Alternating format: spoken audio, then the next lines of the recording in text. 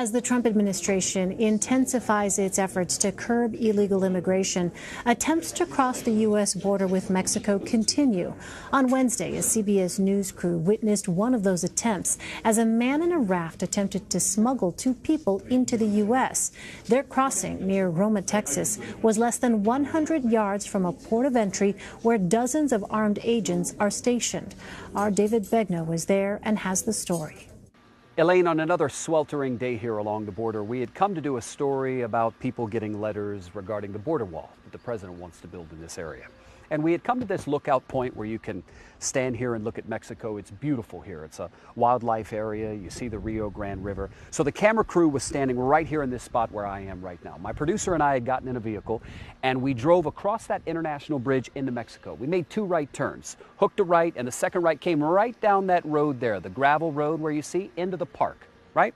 We park in the park, I get out of the vehicle, and I see what is a raft in the water right here. So I start rolling on my phone. You can see a man in the boat laying on his stomach, and there's two people in the boat appearing to wear life jackets, right? So they're coming across to the other side. It's classic what we've been told by Border Patrol, people using the Rio Grande River to sneak into the U.S. illegally. So I get out my phone, I'm recording it, and as I'm recording that, I hear a man off to my right start speaking in Spanish. I can't tell what he's saying. I don't speak Spanish, but I look over toward him and he's gesturing, essentially telling me to get out.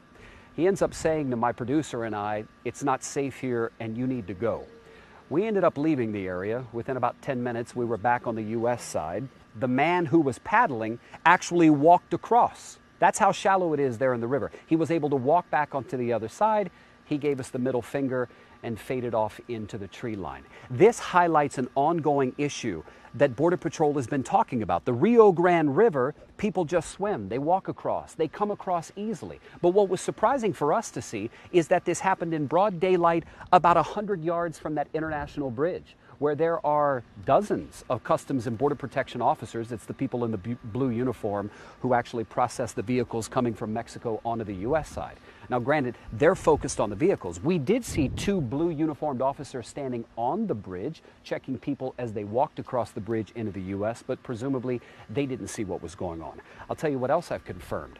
Around the time this happened, it was shift change for Border Patrol.